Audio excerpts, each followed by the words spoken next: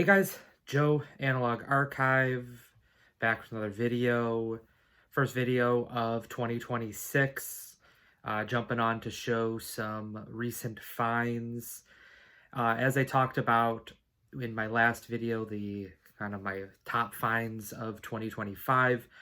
I talked about the fact that in the last like 2 months or so, I've had this renewal of interest in Blue Notes, especially. So the majority of the stuff that I show today is actually some great Blue Notes that I've kind of been on my radar for a long time, but really have never seen copies of it, or the copies are beat. So found some great stuff. A lot of it is from the Bop Shop in Rochester. Between kind of the two collections that they had gotten in over the summer and then the owner's collection at Thanksgiving. There was a lot of great Blue Note stuff, especially. So took advantage of that and kind of worked out well with, again, my renewed interest in Blue Notes, especially. That's where I started my jazz journey in 2019 with Grant Green Street, as I've talked about in past videos. So we'll get started. This one came from Record Archive. They also have gotten in some really great jazz. I think a collection had a few, or at least a few different jazz collections have come in the last few months. And this one had been on their wall, I saw recently. So grabbed it. This is a classic John Coltrane Blue Train. I bought this thinking that it was a 1966 Liberty Mono, and while the jacket and the labels both point to it being mono, when I actually looked in the dead wax, it was the stereo mix. So this is a 66 RVG stereo. Was a bit of an upgrade to the late 70s King Japanese pressing that I had. So I'm interested to kind of compare the two. Still going to be on the lookout now for a mono, like a 60s mono. So, but this one is a great one. Got a really good price for it as well. I brought in some trades, and then one of the owners had kind of knocked down the price of this. So I got this for a really great price. So very happy about that. Really nice shape on that as well. This one came from the Bop Shop. My last trip to Rochester, this was kind of on my my radar. I had seen this multiple times going back to the summer as I flipped through one of the rare kind of jazz bins that they had that came in from that jazz collection over the summer, and just kind of always put it off. Condition was pretty good on it, but again, I wasn't at the time in the summer, was not really buying a lot of Blue Notes, but this is Sounding Off, Dizzy Reece. This is a 66 Liberty Mono. This was only pressed 2 times in the US, so it was just the original 1960 and then the 66. Big difference between them is really just going to be deep groove or not, and then whether there's the Plastilate P in the dead wax. So really clean condition on this. Got this for a really nice price.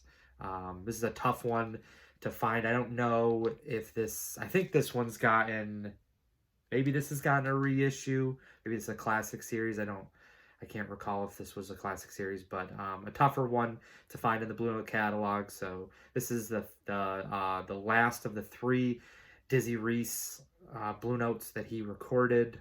Again, 1960. Great lineup. So he's on trumpet, Walter Bishop Jr. piano, Doug Watkins bass, Art Taylor drums. Really great trumpet playing, especially by Dizzy Reece. So happy to grab that.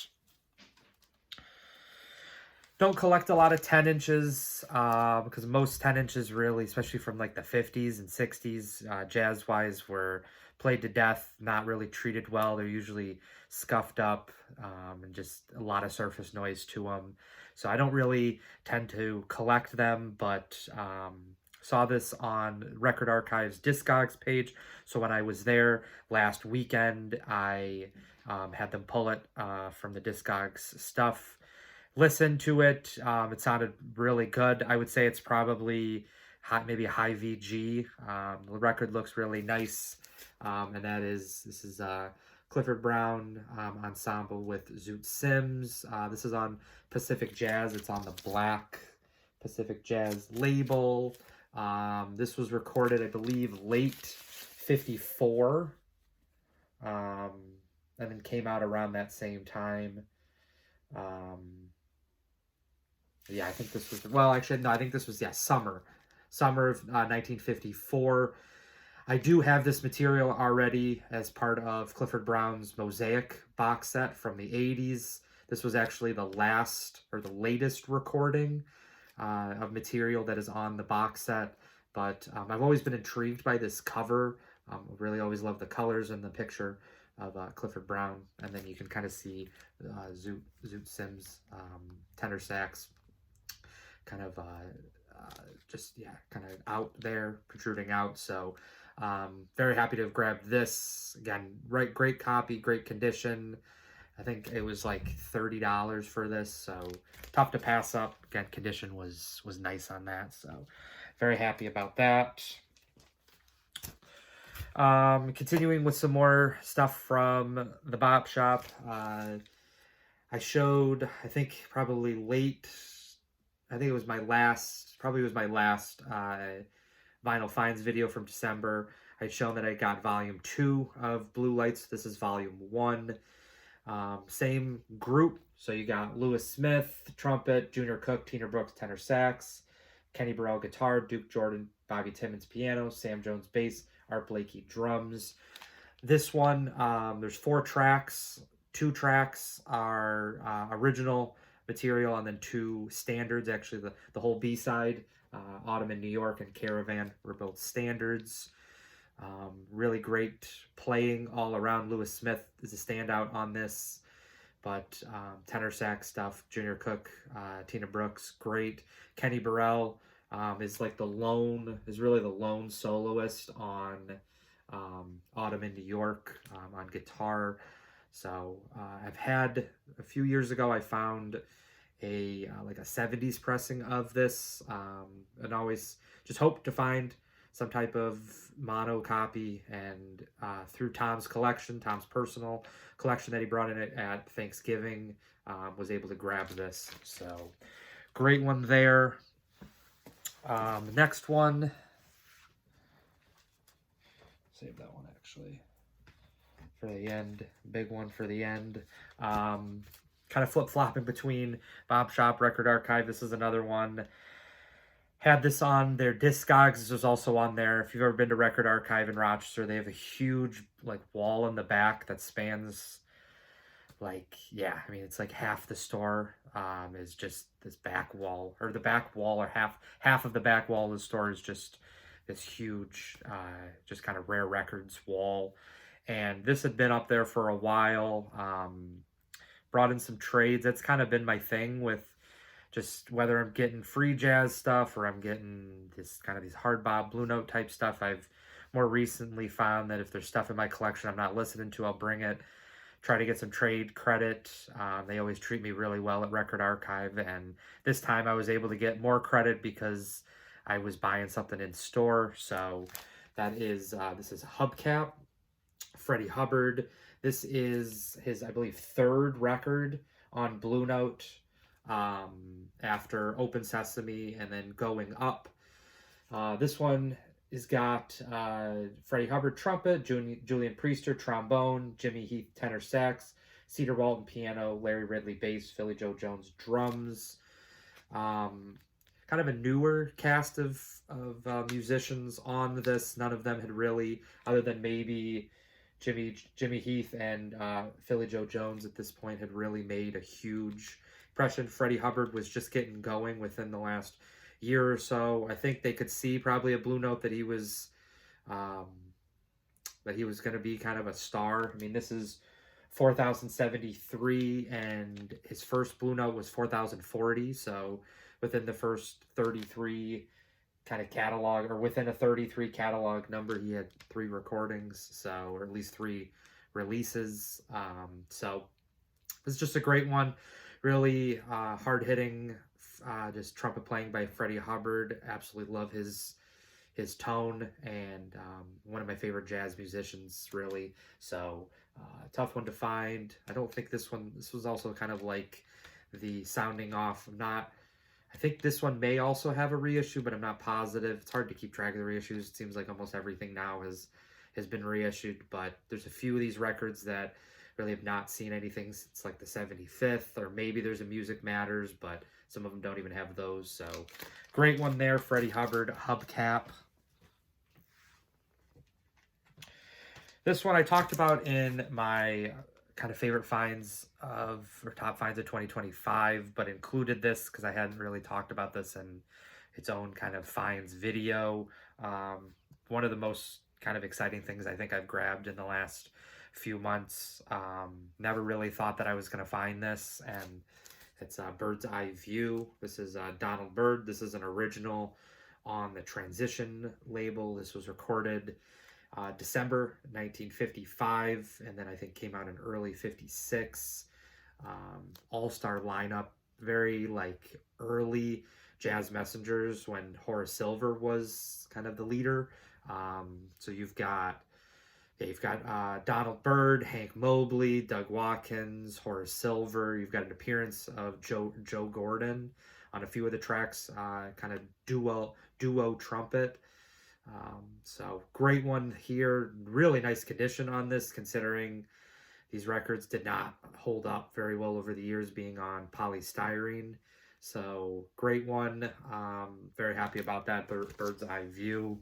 Just fiery, early Donald Byrd. Amazing playing. Two more. This one I got in a Carolina Soul auction about maybe 2 weeks ago. Came in the mail last week. Idle Moments, Grant Green. A few years ago, probably 3 or 4 years ago now, I picked up a 77 White Bee pressing. Had the Van Gelder, and it's a really clean copy, but I've always hoped that eventually I'd come across a 60s copy. Was hoping for the mono, but what they were selling in the auction was a 66 stereo, has the RVG. They said it was VG plus / VG. I think the record looks, VG plus both sides. Good clean, I think, will definitely have it be VG plus. But this is one of the great, like, mid-60s Blue Notes, between Grant Green on the guitar and then Bobby Hutcherson on the vibes. You just get this very great atmosphere to the playing. Joe Henderson adds to that on the tenor sax. Opening track being the title track, Idle Moments, Duke Pearson composition. Just beautiful melody to it, great guitar, great vibes, great tenor sax to it. So most people, I think, know about Idle Moments pretty quickly. So very happy to have found a 60s copy of that. So the last one is the big one. I found this at a shop that I actually had only been to one time. So there's a store in Syracuse called Soundgarden. There's actually a sister location in Baltimore. But I had been with a friend in like pre-COVID. It was like 2019 I went yesterday. I was very impressed. They had a lot of great new arrivals. Didn't end up picking anything up because I was really just after the one that I'm going to show in a second. But was very impressed with it. I'm excited to be able to go back soon. So it was a great store, again, called Soundgarden. But so on Saturday, Kieran Needle Groove, he hasn't really been making videos more recently, but for years he's made videos under the kind of channel name Needle Groove. He's also on Instagram as well. And him and I have talked back and forth about his local store in Montreal, Au Toronto Tour. But he took a trip down to Rochester on Saturday with some friends, and I think he did Rochester, and then he went to Syracuse. And when he was in Syracuse, he showed on his Instagram story the wall that they had, and I was just blown away. Great Blue Notes, just really, really amazing stuff. And one of the things that they had that I never really thought that I was going to find this. is introducing Johnny Griffin. This is an original on the 767 Lexington Ave labels. This is actually the first Lexington Avenue pressing that I've ever found. So in the 6+ years of collecting Blue Notes, this is the first time come across an original Lexington Ave. So I was very happy to found that. This is Johnny Griffin's first record on Blue Note, 1533. You got him on tenor sax, Wynton Kelly piano, Curly Russell bass, Max Roach drums. Just unbelievable lineup. All four of them were, especially, I would say, Curly Russell and Max Roach were seminal, like dating back to even like the late 40s. I think for Max Roach, yeah, it was probably late 40s as well. Playing with Charlie Parker, early Miles Davis, just some of the kind of forefront, like original figures in the bebop, bop, and then ultimately by the time this came out in 56, 56 probably, yeah, 1533, yeah, probably 56, the hard bop stuff. So really fiery playing by Johnny Griffin. I did have a few years ago the blowing session that has that green cover. Wasn't in great condition, so I ended up passing that on, but hoping this will ignite a opportunity to find his other Blue Notes. Especially, I think his early material is just he's on another level. Just so much energy, so much fire to his saxophone playing. So huge one here. I brought in trades. I knew it was a hefty one, so I knew it was going to be quite an ordeal. So was able to put a huge chunk into it, and got it for a good price, so I was comfortable paying, and sounds pretty good for what it is. I mean, they say about those 50s Blue Notes or war horses, when it comes to playing, they can look rough and still play well, and I think with a deep clean, it will play very well. So very excited about that. That's what I've grabbed in the last few weeks, kind of starting out 2026. Maybe next video I'll be talking more about Blue Notes. It's hard to say. It just depends on what I'm able to kind of grab. But thank you again for all the support, and I'll see you in the next final video. Bye.